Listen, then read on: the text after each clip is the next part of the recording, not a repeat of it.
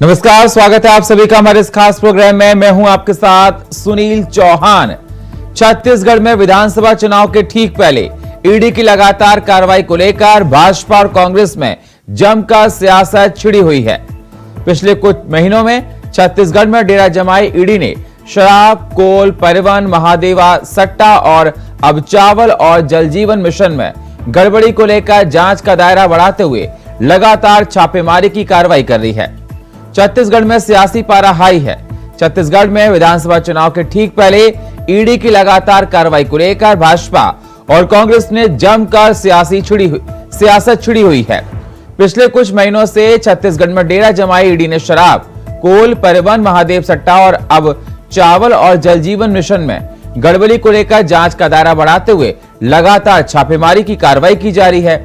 ये कार्रवाई मुख्यमंत्री के करीबियों के यहां ज्यादा हो रही है, जिसे लेकर कांग्रेस ने प्रधानमंत्री नरेंद्र मोदी के इशारों पर इस कार्रवाई को होने की बात कह रही है। और दूसरी ओर भाजपा के केंद्रीय और प्रदेश के नेता छत्तीसगढ़ की भूपेश सरकार की हर योजनाओं में घोटाला होने का आरोप लगाते हुए इस कार्रवाई को कांग्रेसियों के कर्मों का परिणाम बता रही है।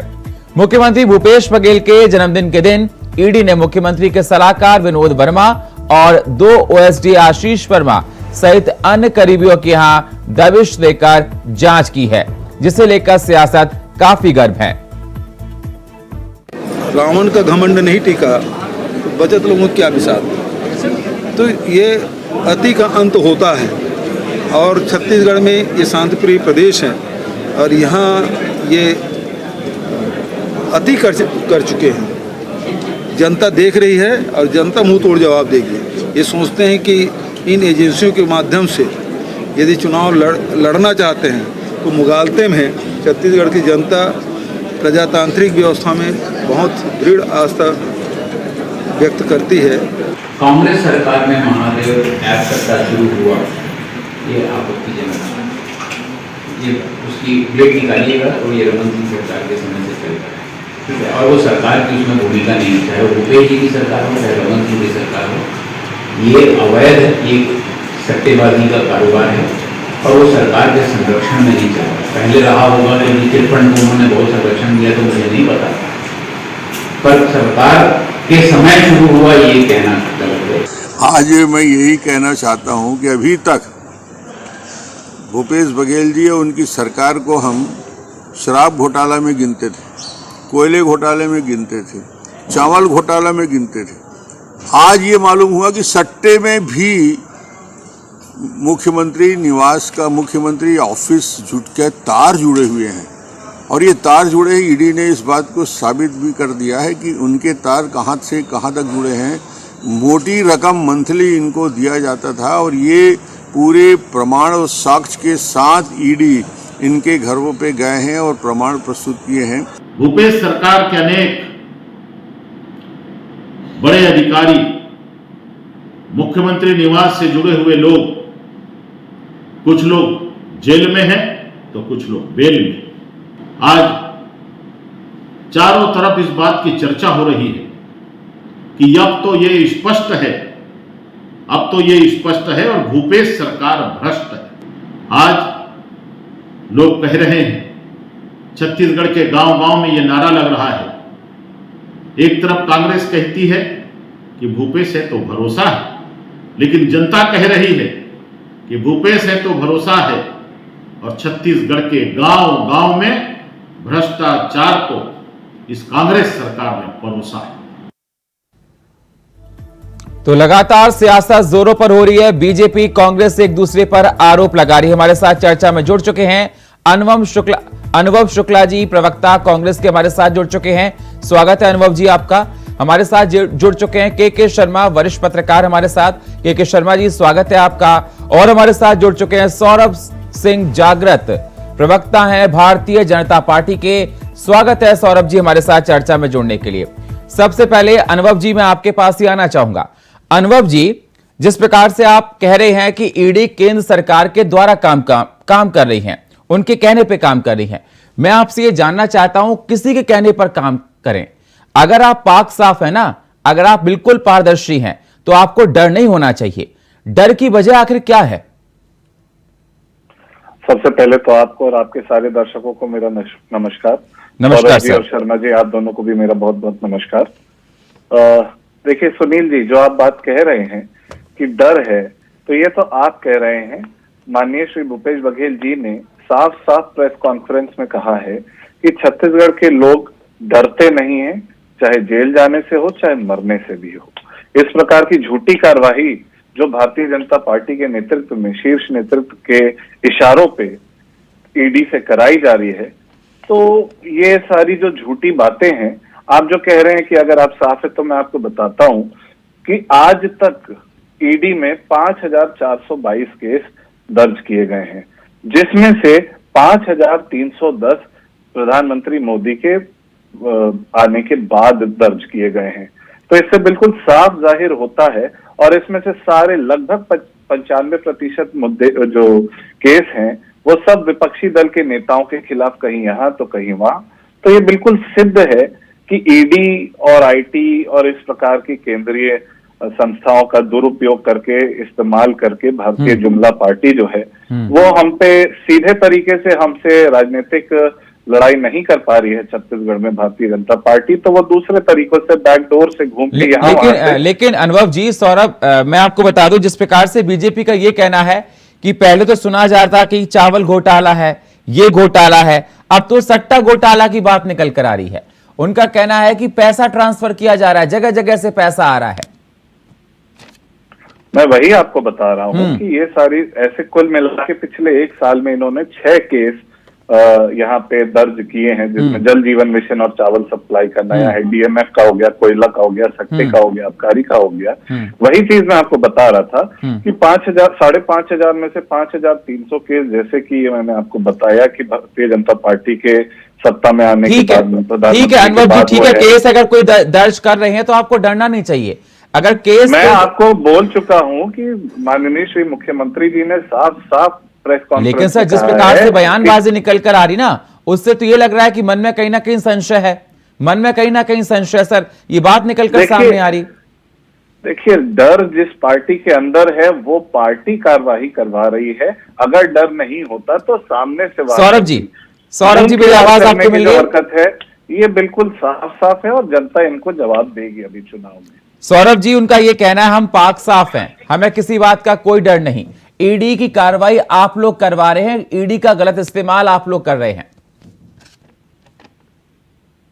देखिए, जैसे बात है ईडी की, ईडी एक स्वतंत्र एजेंसी है। इस एजेंसी का काम रहता है जहां कहीं भी मनी लॉन्ड्रिंग के केस है, जहां बड़ी से बड़ी भ्रष्टाचार की बू दिखती है, वहां पर वो प्रमाण खोजने के लिए जाते हैं। उस जगह जाकर प्रमाण खोजते हैं और प्रमाण यदि मिलता है तब उस पर जांच बैठती है। परंतु आप देख लेंगे, इन पुराने जब कांग्रेस 70 साल थी तब भारत में जिस प्रकार से लूट मची थी, परंतु अब जब प्रधानमंत्री नरेंद्र मोदी की भारतीय जनता पार्टी की केंद्र में सरकार आई है, तो प्रधानमंत्री जी ने साफ साफ कहा है, ना किसी को खाने दूंगा ना खाऊंगा। तो कहने का तात्पर्य मेरा ये है कि जो जिनके पेट में दर्द हो रहा है, जो भ्रष्टाचार में लिप्त है, उनको ही पीड़ा हो रही है।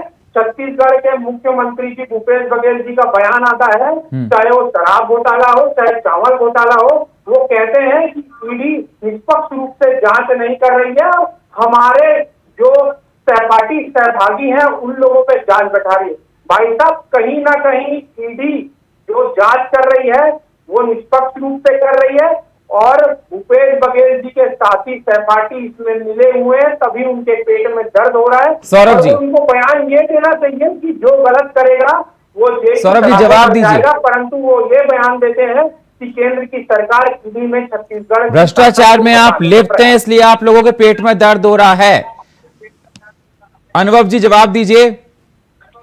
देखिए, जिस प्रकार की बातें सौरभ जी कह रहे हैं और अभी आप जो कह रहे थे, मैं फिर से दोहराता हूं कि श्री भूपेश बघेल जी ने कहा है कि डरने की कोई बात ही नहीं है और हम लोग सब लोग कोई डरने वाले नहीं है।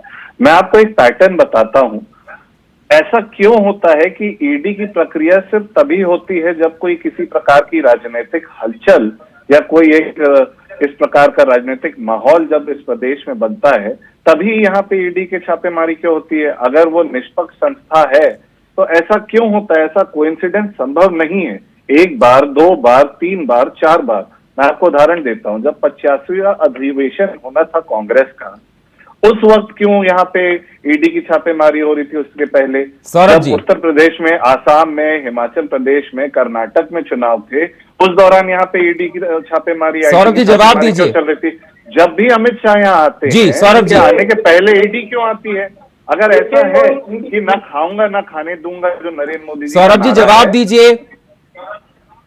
देखिए, जिस प्रकार से ईडी का काम करने का तरीका होता है या कोई भी जांच एजेंसी का काम करने का तरीका होता है, वो कोई एक दिन में अपना जांच का निर्णय लेके उसका प्रमाण नहीं दे देती है, कई महीनों से उसकी जांच बैठती है। जब शराब घोटाला का पहला प्रकरण आया था, तब से ईडी जांच बैठाकर अपनी पूरी तंत्र को लगाकर अनवर जी, जितनी भी कागज हैं, जितनी भी खंगाले जा रहे थे, परंतु आज जिस प्रकार से महादेव ऐप का खुलासा हुआ है, तो ये जब अनवर जी में महादेव ऐप और ये जो देखिए, जो बात आप ये जो कह रहे हैं कि प्रक्रिया होती है, मैं आपको पूरे के माध्यम से अपनी जांच एजेंसी कहीं ना कहीं उन तारों को खोजने का प्रयास कर रही थी, और आज जब जिस प्रकार से घोटाला का प्रमाण मिलता है, तो भूपेश बघेल जो छत्तीसगढ़ कांग्रेस को कहीं ना कहीं पेट में दर्द होता है, क्योंकि इनके जो सहपाठी है वो कहीं ना कहीं इसमें लिप्त है और इनकी बूथ साफ साफ दिख रही है। नकार दिया जनता ने सामने, आप सभी ने देखा होगा वीडियो।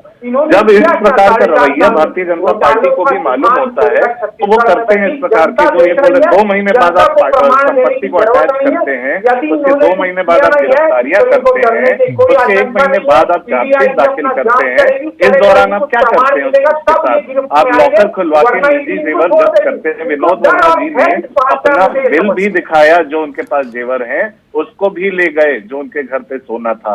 उनकी बेटी की शादी में जो लिफाफे आए थे उस तक को ले गए। मोबाइल को जब्त कर लिया जाता है, 5-6 दिन तक गिरफ्त में रखा जाता है, जब तक ऊपर से ऑर्डर नहीं आते। इस प्रकार के रवैये से साफ स्पष्ट होता है कि ये पॉलिटिकली मोटिवेटेड है, इसके पीछे राजनीतिक उद्देश्य है। और अगर ऐसा नहीं है तो मुख्यमंत्री जी ने प्रधानमंत्री जी को चिट्ठी लेकर, पत्र लिखकर ये खुद कहा था कि नान घोटाला, जिसमें 36,000 करोड़ का नान घोटाला है, चिट फंड घोटाला था 6,000 करोड़ का, व्यापक का घोटाला मध्य प्रदेश में तो बोल ही मत दीजिए, उसमें तो जो आदमी मुंह खोलता है तो वो आखिरी शब्द है वो। ये सारे रवैये अगर आप देखेंगे तो आपको समझ में आएगा कि पॉलिटिकली जांच बैठती है, तो इनको तकलीफ ये होती है, ये कहते हैं, आरोप लगाते हैं कि भारतीय जनता पार्टी करवा रही है। अरे भाई साहब, कहीं ना कहीं छत्तीसगढ़ में घोटालों का जो घर आपने बना चुका है, और आगे भी जिस प्रकार से छत्तीसगढ़ की जनता को लूटने का प्रयास कर रहे हैं, कहीं ना कहीं जो जांच एजेंसी है उसकी निगरानी है, जो कि छत्तीसगढ़ में कांग्रेस की सरकार है।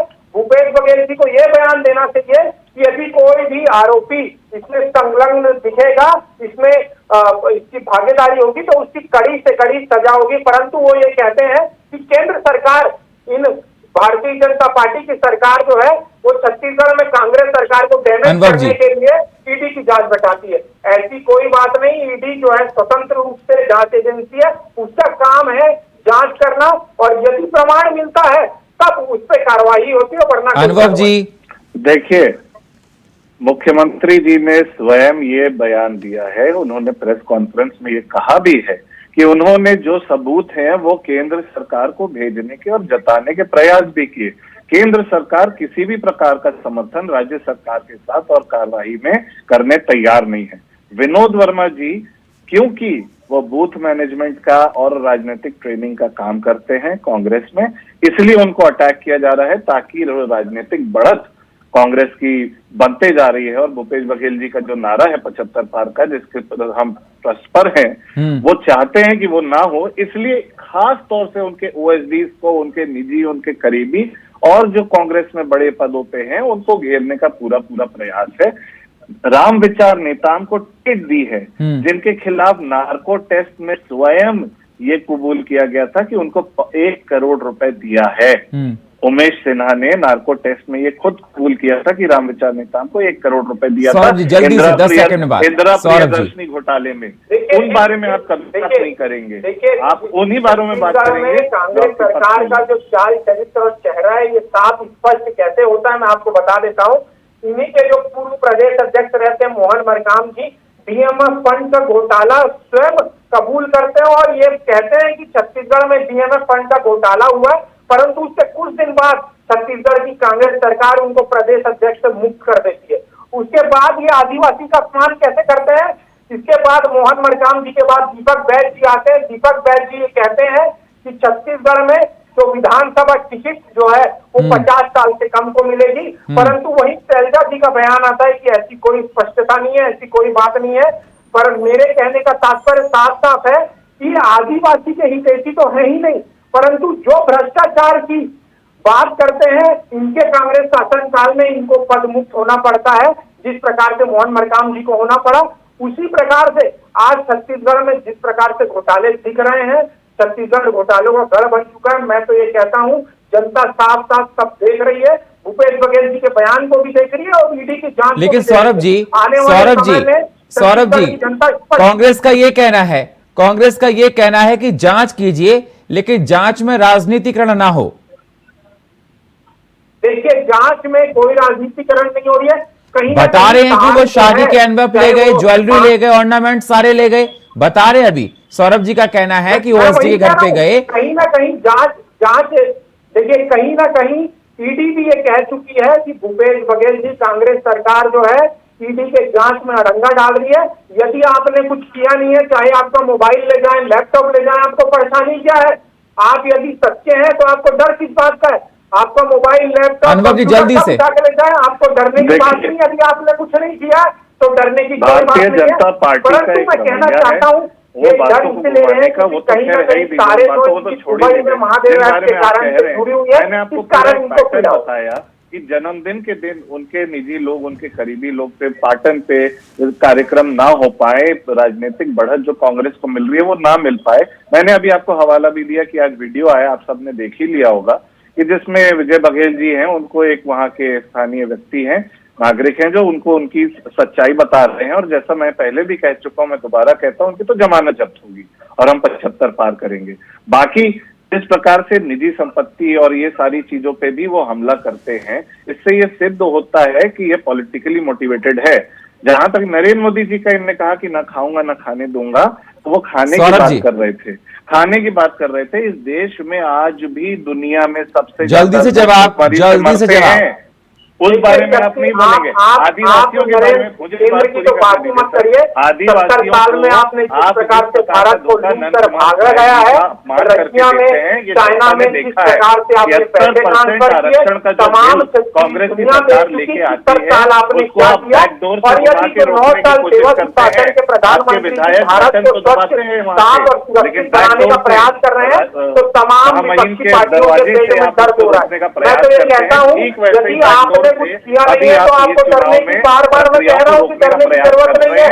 आपके पास जांच हो रही है, भूपेश बघेल जी को भी जांच में सहमति करनी चाहिए और 75 अपराध है तो बाकायदा वो जेल के सलाखों के पीछे जिस प्रकार का इनका तेवर है, जनता इनसे बहुत खाई हुई है, ठीक है, जवाब इनको देगी। ठीक है अनुभव जी, ठीक है, जनता सब कुछ देख रही है, जनता आने वाले चुनाव में देखेगी और अपने हिसाब से जनता ही सर्वोच्च है, जनार्दन है। हमारे साथ के शर्मा जी, वरिष्ठ पत्रकार भी जुड़े हुए हैं। के शर्मा जी, आपने अच्छे सुन लिया होगा अनुभव शुक्ला जी को और आपने सुन लिया होगा सौरभ सिंह जी को भी।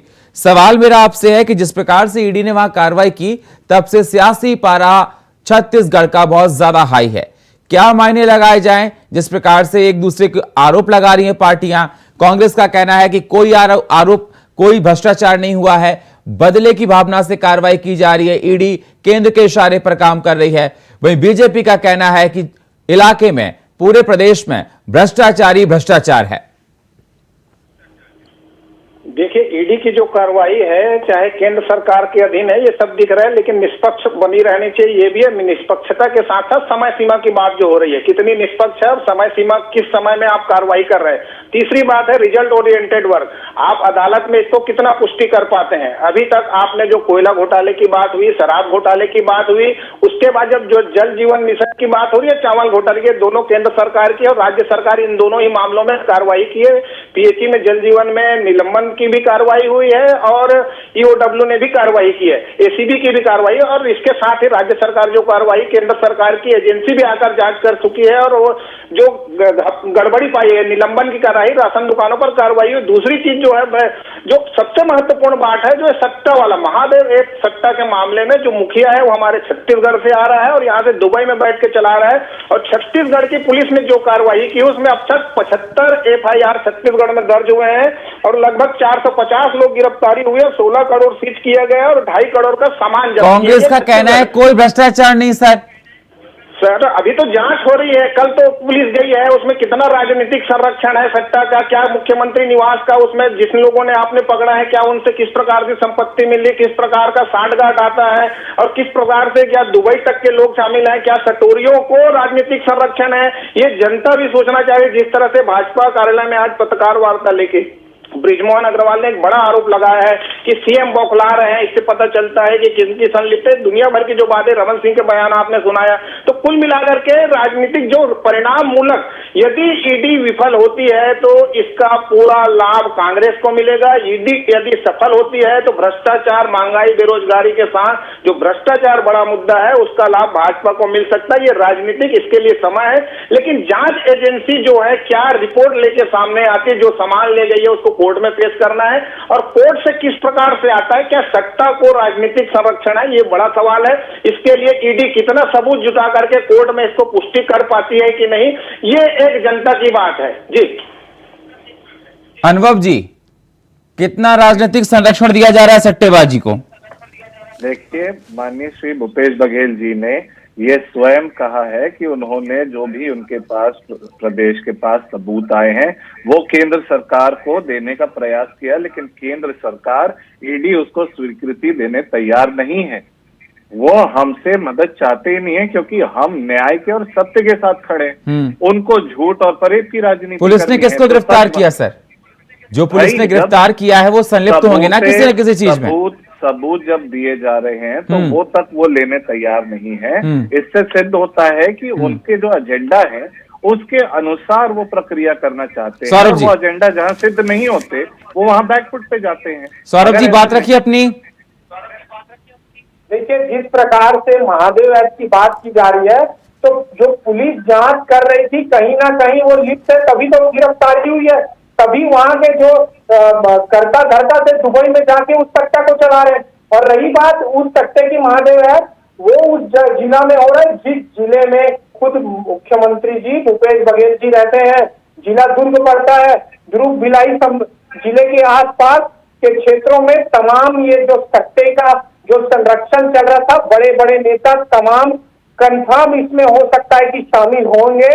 अनुभव जी बताइए, बीजेपी कह रही है कि आप सट्टे का सबको अच्छे संरक्षण कर रहे हैं, सटोरियों को आपको अच्छे से बचा रहे हैं, संरक्षण कर रहे हैं, बीजेपी कह रही है। सौरभ जी ने एक बहुत ठीक बात बोली कि ये जो दुर्ग में हो रहा है जहां से मुख्यमंत्री जी आते हैं, पाटन में इस प्रकार की प्रक्रिया जानबूझ के की जा रही है ताकि वहां पे उनकी जो लोकप्रियता है, अभी जो उनका जन्मदिन बीता उसमें उस दिन जानबूझ के ये किया गया क्योंकि उनकी जिस प्रकार की लोकप्रियता है उसके लिए उनके समर्थकों ने, उनके चाहने वालों ने अनेकों प्रकार के कार्यक्रम रखे थे जिनको रोकने के लिए, जिनको सफल ना होने के लिए उस दिन किया गया। ये बिल्कुल स्पष्ट है, एकदम साफ साफ पानी और कांच की तरह एकदम स्पष्ट है ये, और जनता इस चीज को समझ भी चुकी है, जिसका मैं ब्यौरा तीसरी बार आपको दे रहा हूँ कि आज विजय बघेल जी को नकार के पाटन की जनता ने जवाब दिया है। ठीक वैसा ही जवाब नवंबर में सौरभ जी बात को रखिए जल्दी से। पार का नारा हम पार करके यहाँ दोबारा सरकार बनाए। हमारे कांग्रेस के प्रवक्ता भाई साहब कह रहे हैं कि भूपेश बघेल जी की लोकप्रियता को डैमेज करने के लिए ईडी जांच कर रही है,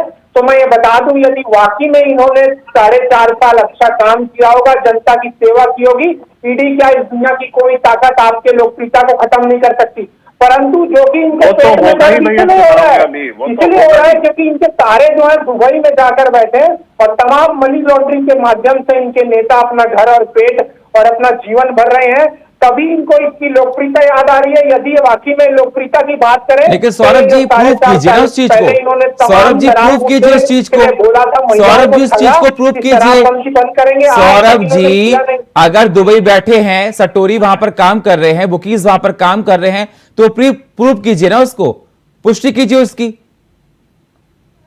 ईडी जो है 2-3 दिन हुआ है, अभी सिर्फ जांच बैठाई है। इनकी बौखलाहट देखिए कि मीडिया पटल के माध्यम से भूपेश बघेल जी का लगातार बयान आता है। मैं कहने का साफ तौर पर कहना है उनका, अनुभव जी का साफ तौर पर कहना है कोई प्रूफ नहीं है आपके पास।